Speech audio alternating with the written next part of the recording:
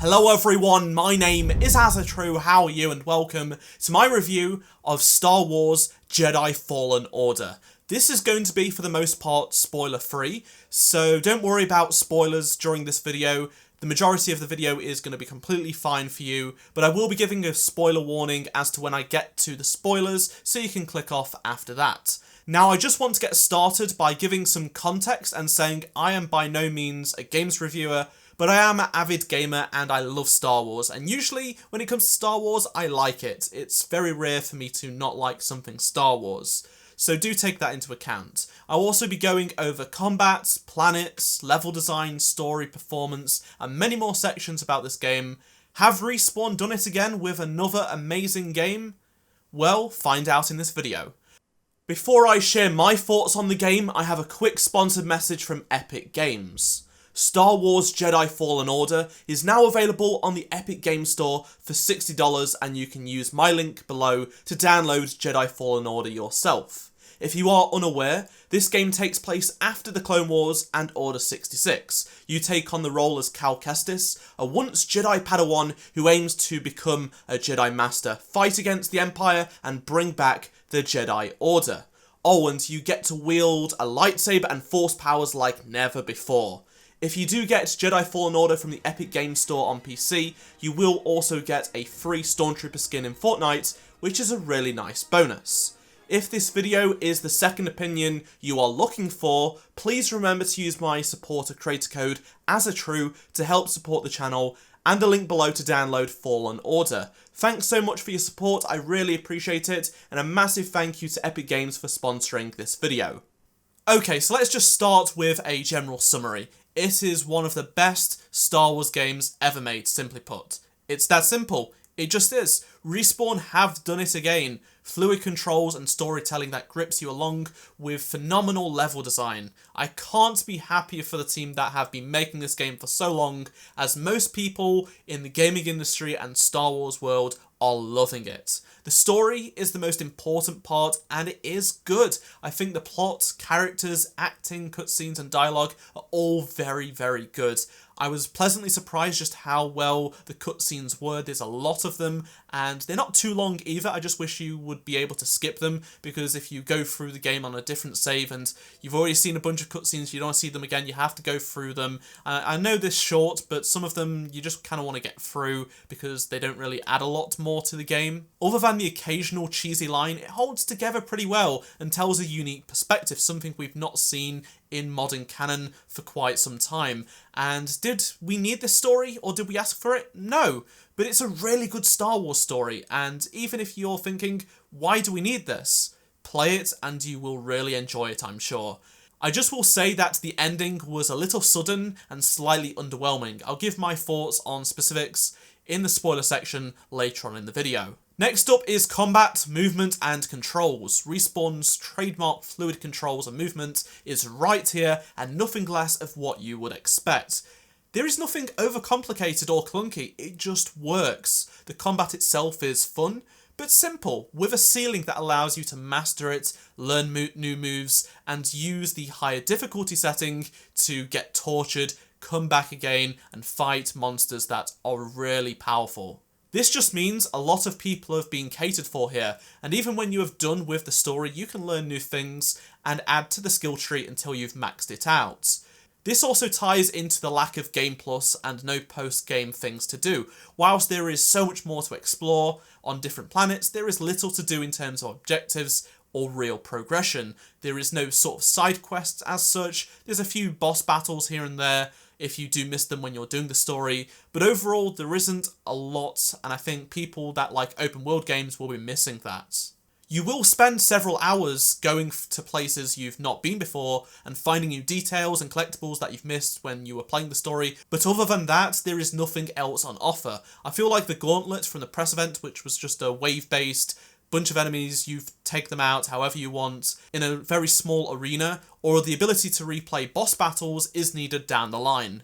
I think the lack of so many planets will not be a concern for people given how vast the levels are. They are huge in size and have a lot to them. I think people expected a linear, short level, but in reality it's semi-open world and you get a lot of freedom of where you want to go. The level design is a real highlight of this game. It really takes advantage of the different mechanics in terms of movement, so you have the zipline, you have wall running, things like that, and it works really, really well. And just the environmental art of how they have designed the vines where you can climb up, or whether it be grates that are on metal parts of the wall, it's just overall very, very good.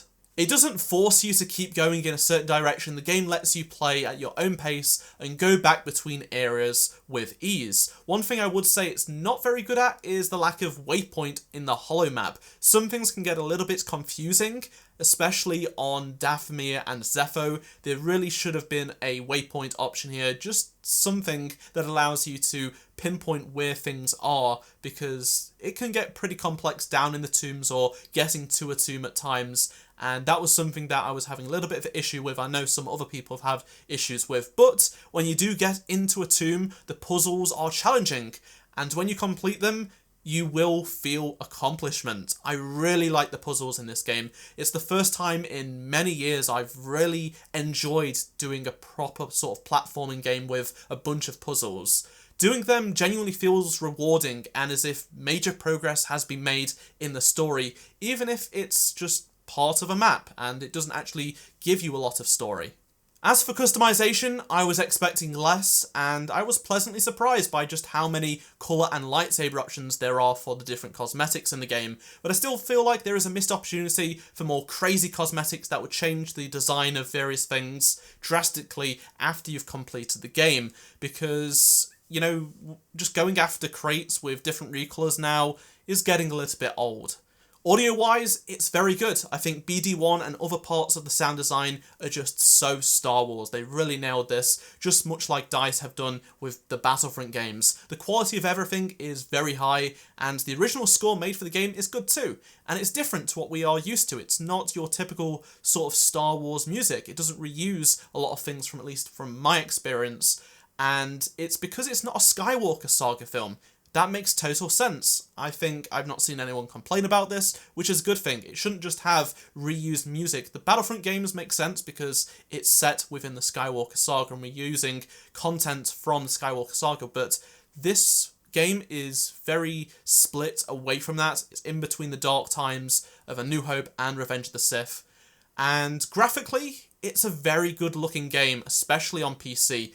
It surprised me quite a bit given it is not Frostbite, and character models and materials are of insane quality, especially Cal and Seer, BD1, some of the other characters as well look very organic and very lifelike. The material such as leather on the clothes is just phenomenal at the highest quality of settings on PC. Environments also look fantastic as well, although some stuff can be of a bit lesser quality and they do stand out from time to time. I think this is down to us being spoiled with Frostbite in the Battlefront games and just seeing how perfect everything is. So overall, the game is fantastic, but it is not a masterpiece. My main issue is performance on PC. I've suffered a lot of issues here. For context, my PC is really good and can play games like Battlefront 2 at 1440p on high settings, at 100 to 144 frames, no problem.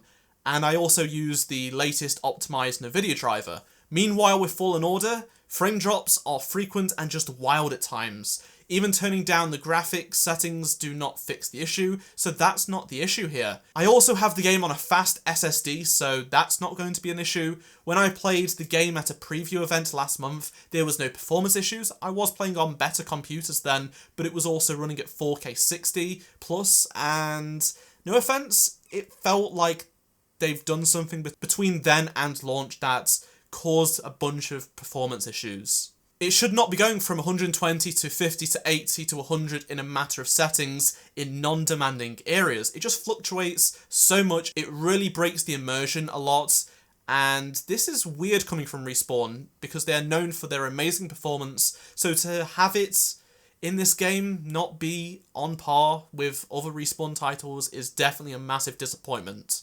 The weird thing is that in combat, the frame rate really doesn't drop. The AI seem to cause no issues. Fighting several enemies at once is no problem, but when you travel around the level, especially in large areas, especially when there is lots of landscape, the FPS is just so inconsistent. Just running feels really stuttery and breaks that flow that you have with the game. Oh, and there are some glitches here and there, but on PC I haven't really had many issues with bugs, other than the odd one here and there. It's really minor stuff, but I know on console there has been some glaring issues that have not been addressed as of yet. Respawn have not come out and said anything, especially on the Xbox One, the standard Xbox One, so I really hope a patch comes out to fix these bugs and performance issues. Okay, so this is the spoiler section of the video. Please feel free to click off if you wish not to see or hear any spoilers from here on out. Still here? Great, let's talk. So Cal and BD1 are the standout characters, but Triller was very different to what we all expected, I think. In a good way, though. I'm pretty sure everyone expected Vader to be in this game, but seeing him be as badass as always never gets old. I think his finest moment was his entrance and killing Triller so cold-blooded.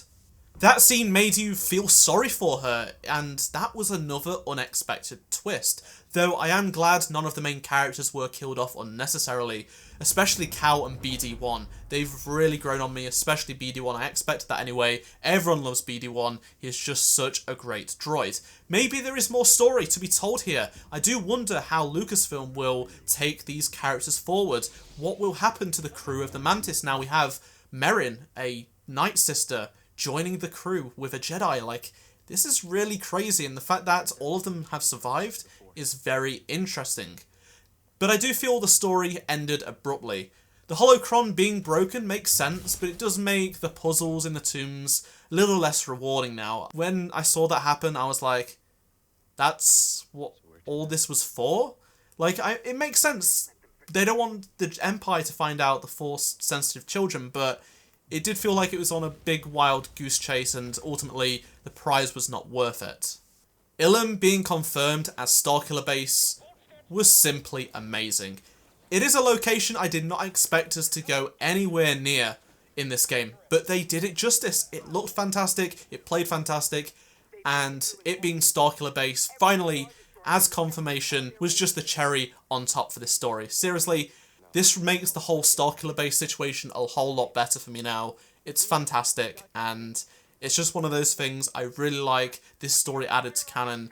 I would have liked a little bit more from maybe past Jedi, like Obi-Wan. I think the Order 66 levels were very, very good, especially on the Venator, the last one, where you're climbing through the Venator shafts and things like that. That was phenomenal. That is going to do it from my review on Jedi Fallen Order. Please let me know down in the comment section below your thoughts on the game if you have played it.